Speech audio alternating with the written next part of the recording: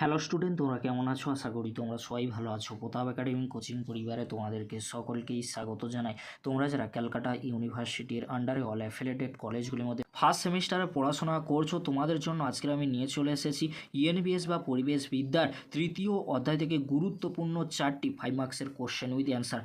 চলো বেশি দেরি করব না, আজকের আমরা দেখে নেব ইএনবিএস বা পরিবেশ বিদ্যার তৃতীয় অধ্যায় থেকে গুরুত্বপূর্ণ 5 মার্কসের 4টি কোশ্চেন উইথ অ্যান্সার। দেখে নাও তোমরা। বন্যা কি? বন্যার কারণগুলি লেখো। উত্তরটি তোমরা দেখে নাও। বন্যা মূলত নদ নদীর সাহায্যেই সংগঠিত হয়। নদীর জলোচ্ছ্বাস যখন তার নিকটবর্তী এলাকাকে জলমগ্ন করে তখন বন্যা হয়। কোনো বিস্তীর্ণ স্থলভূমি যখন কিছু দিন ধরে জলমগ্ন থাকে তখন তাকে বন্যা বলা হয়। বন্যা প্রধানত দুটি কারণে হতে পারে, যথা প্রাকৃতিক কারণে এবং মনুষ্য সৃষ্ট কারণে। প্রথমে তোমরা দেখে নাও প্রাকৃতিক কারণগুলি কি কি রয়েছে।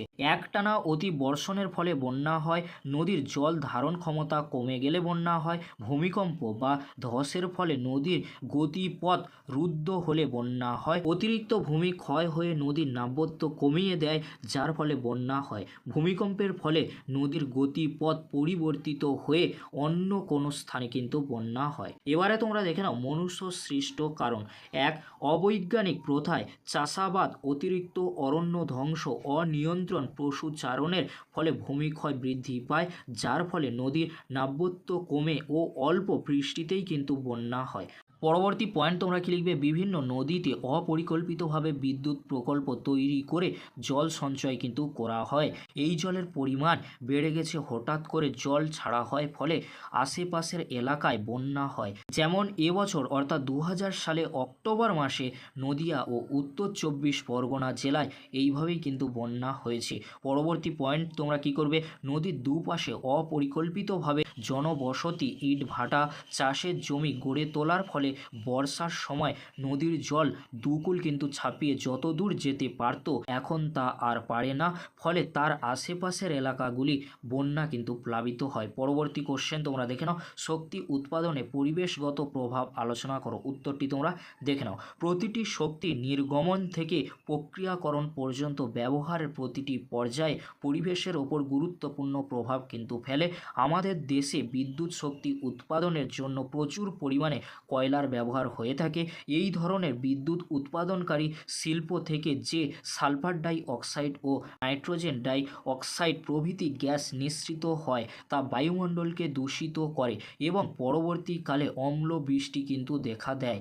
বিদ্যুৎ উৎপাদনকারী শিল্প প্রতিষ্ঠানে কয়লা পোড়ানোর জন্য প্রচুর পরিমাণ ছাইও নিঃসৃত হয়ে জমা হয়। বিদ্যুৎ উৎপাদনে ব্যাহত কয়লার গন্ধকের পরিমাণ খুব কম থাকলেও প্রত্যেক বিদ্যুৎ উৎপাদনকারী শিল্প প্রতিষ্ঠান থেকে দৈনিক প্রায় 100 ton sulphur die oxide gas কিন্তু নিঃসৃত হয়।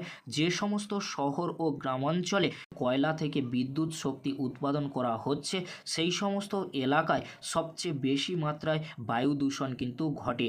দৈনন্দিন জীবনে শিল্প ও যাতায়াতে প্রয়োজনের শক্তি উৎপাদনের চাহিদা ক্রমশ বেড়েছে। প্রচুর পরিমাণে জীবাশ্ম জ্বালানি, কয়লা, পেট্রোল, ডিজেল প্রভৃতি ব্যবহৃত কিন্তু হচ্ছে।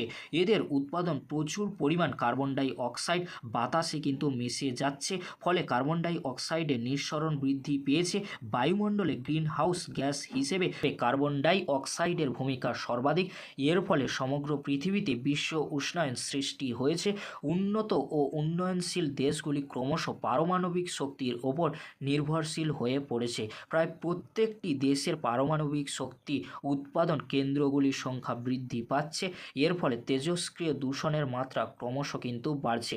পরবর্তী কোশ্চেন কি রয়েছে তোমরা দেখে নাও। খরা কাকে বলে? খরার কারণগুলি লেখো। উত্তরটি তোমরা দেখে নাও। খরা বলতে এমন একটি প্রাকৃতিক বিপর্যয়কে বোঝায় যে ক্ষেত্রে কোনো স্থানে নির্দিষ্ট সময় স্বাভাবিকের চেয়ে অনেক কম মাত্রায় বৃষ্টিপাত হয় বা বহুদিন ধরেই বৃষ্টিপাতই হয় না এবং সময়ের প্রেক্ষিতে বায়ুমণ্ডলীয় তাপমাত্রা স্বাভাবিকের তুলনায় অস্বাভাবিক বেশি থাকার ফলে মৃত্তিকাস্থিত জলে বাষ্পীভবনের হার সেই অস্বাভাবিক অনুপাতে বৃদ্ধি পায় ও মৃত্তিকা জলশূন্য হয়ে পড়ে।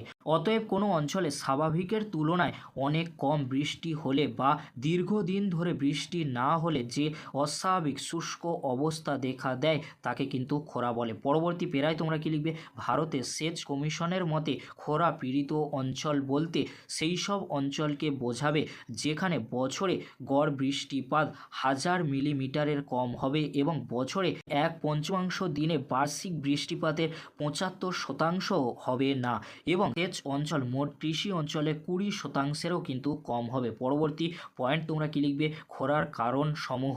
প্রাকৃতিক কারণ কি রয়েছে? প্রাকৃতিক কারণে কোনো অঞ্চলে বায়ুমণ্ডল প্রচণ্ড উত্তপ্ত ও শুষ্ক হওয়ার ফলে খরা কিন্তু দেখা দেয়। বৃষ্টিপাতের তুলনায় বাষ্পীভবনে আধিক্য হলে খরা কিন্তু দেখা দেয়।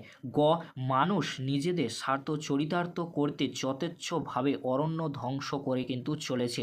অরণ্য ধ্বংসের ফলে বাতাসে জলীয় বাষ্পের পরিমাণ কিন্তু কমে যায়, যার ফলে বৃষ্টি কম হয় এবং খরার সম্ভাবনা কিন্তু তৈরি হয়।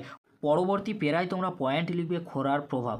যে অঞ্চলে খরা হয় সেখানে তীব্র পানীয় জলের সংকট কিন্তু দেখা দেয়। তীব্র জল সংকটকালে মানুষ যেখানেই জল দেখে তা দূষিত না বিশুদ্ধ বাছ বিচার না করেই কিন্তু গ্রহণ করে, ফলে নানা রকম কিন্তু জলবাহিত রোগের উপদ্রব কিন্তু দেখা দেয়। পরবর্তী পয়েন্ট তোমরা কি করবে, জলের অভাবে গাছপালা শুকিয়ে যায়, পাতা ঝরে যায়, ফলে সালোক সংশ্লেষ বিঘ্নিত কিন্তু হয়। সালোক সংশ্লেষ বিঘ্নিত হলে পরিবেশে অক্সিজেনের অভাব কিন্তু দেখা দেয়।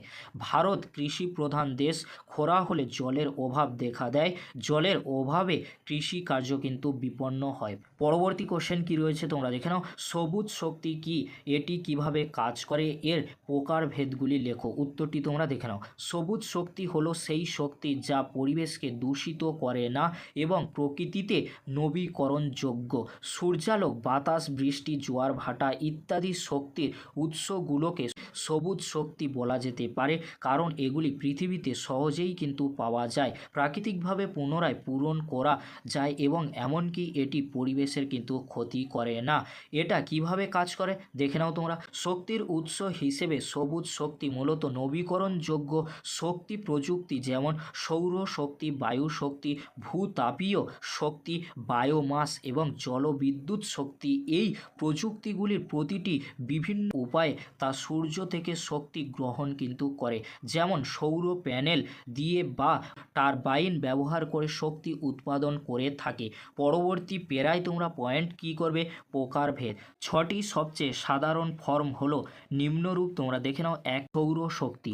এই সাধারণ ধরনের পুনর্নবীকরণযোগ্য শক্তি সাধারণত ফটোভোল্টাইক কোষ ব্যবহার করে উৎপাদিত হয়, যা সূর্যের আলো গ্রহণ করে এবং বিদ্যুতে পরিণত কিন্তু করে। সৌরশক্তি বিল্ডিং গরম করতে এবং গরম জলের পাশাপাশি রান্না এবং আলোর জন্যও কিন্তু ব্যবহৃত হয়ে থাকে। 2, বায়ু শক্তি। বিশেষত উপকূলীয় এবং উচ্চতর স্থানগুলির জন্য উপযুক্ত বিশ্বজুড়ে বায়ু প্রবাহের শক্তি ব্যবহার করে বিদ্যুৎ উৎপন্ন কিন্তু করা হয়। 3, জলবিদ্যুৎ।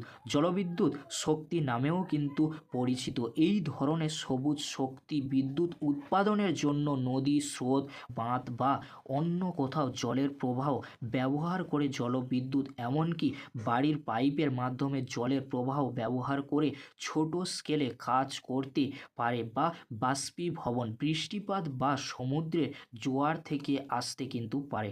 পরবর্তী পয়েন্ট তোমরা কি লিখবে, জিও থার্মাল এনার্জি। এই ধরনের সবুজ শক্তি তাপ শক্তি ব্যবহার করে যা পৃথিবীর ভূত্বকের নিচে সংরক্ষিত কিন্তু থাকে। যদিও এই সম্পদটি উপলব্ধ করার জন্য ড্রিলিংয়ের প্রয়োজন হয়, ভূতাপীয় শক্তি হাজার হাজার বছর ধরে উষ্ণ প্রশমনের স্নানের জন্য ব্যবহৃত হয়ে আসছে এবং এই একই সম্পদটি বাষ্পের জন্য টারবাইন চালু করতে এবং বিদ্যুৎ উৎপাদন করতে ব্যবহার করা যেতে পারে। পারে। পরবর্তী পয়েন্ট তোমরা 5 নম্বর দাগে কী লিখবে? বায়োমাস। এই পুনর্নবীকরণযোগ্য সম্পদটিকেই সত্যি একটি সবুজ শক্তির উৎস হিসাবে চিহ্নিত করার জন্য সাবধানতার সাথে পরিচালনা করা দরকার। বায়োমাস পাওয়ার প্লান্টগুলি শক্তি তৈরি করতে কাঠের বর্জ্য, দাহ জৈব কৃষি বর্জ্য কিন্তু ব্যবহার করে। পরবর্তী পয়েন্ট অর্থাৎ লাস্ট পয়েন্ট, জৈব জ্বালানি। ওপরে উল্লেখিত বায়োমাস পোড়ানোর পরিবর্তে এই জৈব পদার্থগুলি ইথানল এবং বায়োডিজেলের মতো জ্বালানিতে রূপান্তরিত হতে পারে। 2010 সালে পরিবহনের জন্য বিশ্বের জ্বালানির মাত্র 2.7% সরবরাহ করার পরে জৈব জ্বালানি 2050 সালের মধ্যে বিশ্বব্যাপী পরিবহন জ্বালানির চাহিদার 25%-এরও বেশি কিন্তু মেটাতে সক্ষম বলে অনুমান কিন্তু করা হয়। এই ছিল আজকের আলোচনা। যদি ভিডিওটি হেল্পফুল হয়ে থাকে অবশ্যই ফ্রেন্ডদের কাছে বেশি বেশি করে শেয়ার করে দিও। আজকের এতটুকু। পরবর্তীতে তোমাদের জন্য খুব তাড়াতাড়ি পরবর্তী কোশ্চেন উইথ অ্যান্সার নিয়ে হাজির হবো। ভিডিওটি দেখার জন্য তোমাদেরকে অসংখ্য ধন্যবাদ।